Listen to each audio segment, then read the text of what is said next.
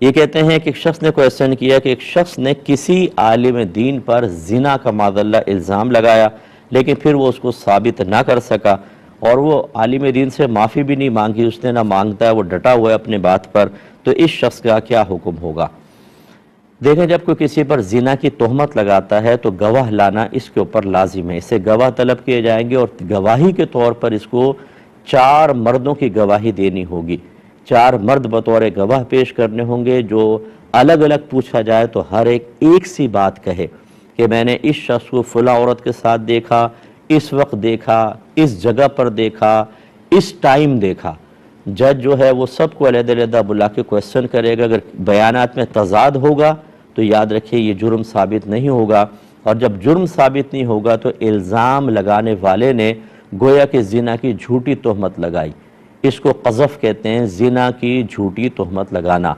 اور جب جھوٹی تہمت ثابت ہو جائے تو حد قذف لگتی ہے، یعنی 80 کوڑے اس کو لگیں گے اسلام کی روشنی میں، اس کو 80 کوڑے، یا تو گواہ لے کر آؤ، یا پہلے الزام ہی نہ لگاتے، پہلے گواہ لے کر آتے، الزام لگایا اور گواہ نہ لا سکے تو 80 کوڑوں کی سزا ہوگی۔ لیکن اب چونکہ ہمارے ہاں اسلامی سزاؤں کا اجرا نہیں ہے، وہ مطلب جاری نہیں ہوتی ہیں، تو پھر کیا کریں؟ تو اب یہ کر سکتے ہیں کہ آپ کے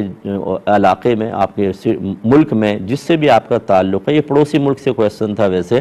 وہاں پر جو بھی لا ہے اس کے مطابق آپ قانونی کارروائی اس کے خلاف کر سکتے ہیں، تاکہ آئندہ وہ کسی کے لیے ایسی جرات نہ کر سکے۔ اور اگر کوئی شخص یہ سمجھتا ہے کہ یار میں کورٹ کچہری کے چکر نہیں کھا سکتا، شریف آدمی بیچارہ یہ جو کام میں مصروف ہو کہاں بار بار جائے گا، اگر نہیں جا سکتے تو پھر حکم شرعی یہ ہوتا ہے کہ ایسے شخص کا سوشل بائیکاٹ کیا جائے، یعنی اس کو خوشی غمی میں بلانا چھوڑ دیں، دعا سلام ترک کر دیں، بالکل اس سے ملنا جلنا چھوڑ دیں، تاکہ جب وہ اس طریقے سے لوگوں کی طرف سے بے رغبتی کے معاملات دیکھے گا تو اس کو اپنی خطا اور گناہ کا احساس ہوگا اور وہ توبہ کی طرف مائل ہوگا۔ بس اس سے زیادہ کچھ نہیں کر سکتے، مار پیٹ وغیرہ نہیں کریں گے۔ قانون کو اپنے ہاتھ میں لینا بالکل صحیح نہیں ہوتا ہے، جو آپ کو عرض کیا ترتیب سے یہ کام کر سکیں تو یہ کام کر لیں۔ اور پھر کویسچن تھا کہ یہ آج کل جب ولیمہ ہوتا ہے تو اسٹیج پر دولہا اور دلہن دونوں کو بٹھا دیتے ہیں، اور فوٹو سیشن وغیرہ ہوتا ہے، سارے مہمان جمع ہوتے ہیں، اس میں محرم بھی ہوتے ہیں، نامحرم بھی ہوتے ہیں، تو اس کی کیا شرعی حیثیت ہے؟ دیکھیں، یقینی سی بات ہے کہ یہ شرعاً جائز نہیں ہے، کیونکہ دلہن اس وقت وہ خاص طور پہ میک اپ کیا ہوتا ہے، تیار ہوتی ہے، اور یقینی سی بات ہے کہ بالوں پر بھی بڑا خرچہ کیا گیا ہوتا ہے، بیوٹی پارلر میں تیار ہو کر آتی ہے، کوئی ایسا تو نہیں ہے کہ چادر ڈھک کر بالکل اس کو ڈھک دیا جائے، اگر ایسا ہوتا تو گنجائش نکل سکتی تھی، لیکن چونکہ وہ یادگار پکچر کھینچنے کے چکر میں لڑکی بالکل بے پردہ ہوتی ہے، اور لڑکی کا چاہے خوشی کا موقع ہو چاہے غمی کا موقع، نامحرم کے سامنے بے پردہ آنا یہ شرعاً جائز نہیں ہے، نہ اس پر نامحرم کا نگاہ ڈالنا جائز ہے۔ تو اب یہ ایک اس اسٹیج کے اوپر بے پردہ بیٹھنے کا ہی کیا قصہ کہا جائے؟ آج کل تو شادیوں میں شروع سے لے کر آخر تک، اور خاص طور پر اللہ تعالی رحم فرمائے ہماری خواتین پر، کہ یہ خلاف شرع امور کا ارتکاب کرتی ہیں، جو قرآن و حدیث کے بھی خلاف ہوتا ہے، حقوق و لباد کی تلفی ہوتی ہے، لوگوں کے لیے باعث اذیت اور تکلیف بھی بنتے ہیں، اور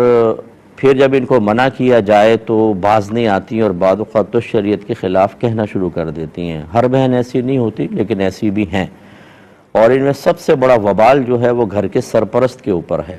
کہ وہ گھر میں ایک ایسا ماحول نہیں بناتا، ایسا ذہن نہیں دیتا کہ اگر خوشی ہے اس میں بھی اللہ کو یاد رکھنا ہوتا ہے، شرعی احکام ختم نہیں ہو جاتے۔ ایسے اگر ہم غم میں مبتلا ہو گئے تو ہمیں تھوڑی بہت خلاف شرع امور کے ارتکاب کی اجازت نہیں مل جاتی۔ خوشی کے موقع پہ بھی اللہ کے احکام ہماری طرف متوجہ رہیں گے، اور غم کے موقع پر بھی۔ غم کے موقع میں اس لیے کہہ رہا ہوں، موت میت ہوتی ہے نا، عورتیں بال کھول کر آ جائیں گی، میت پہ گر جائیں گی، نامحرم کھڑے ہوئے ہیں، کوئی پرواہ نہیں ہے، وہ سمجھتی ہیں شاید اس وقت چونکہ میں غم میں ہوں تو شریعت مجھے تھوڑے بہت خلاف شرع امور اگر نادانستہ طور پر مرتکبہ ہو جاتی ہوں، ان کی اس کا ارتکاب ہو جاتا ہے، اللہ معاف فرما دے گا۔ ایسا نہیں ہوتا، ہر موقع کے اوپر شریعت کا لحاظ رکھنا ہوتا ہے۔ اب چونکہ گھر کا سرپرست یہ تربیت نہیں کرتا، اور عدم تربیت کی بنا پہ گھر والے گناہ کرتے ہیں، میں بارہا سمجھا چکا ہوں، اس پہ ناراض ہونے کی بات نہیں بلکہ قابل تشویش بات ہے کہ گھر کا سرپرست اگر گناہوں کی اجازت دیتا ہے اس کے لیے گناہ جاریہ ہوگا، اور اگر یہ مر جاتا ہے جتنا پیچھے گناہ ہوتا رہے گا، اب اللہ تعالیٰ کی مرضی ہے، ہو سکتا ہے عذاب قبر بڑھ جائے، میدان محشر میں ذلت و رسوائی ہو سکتا ہے ان کے گناہوں کے وبال کی وجہ سے پہلے جہنم میں جانا پڑے، پھر اپنے اچھے اعمال کا بدلہ جنت میں جا کر حاصل ہو سکے۔ اللہ کے خوف سے ڈرنا چاہیے۔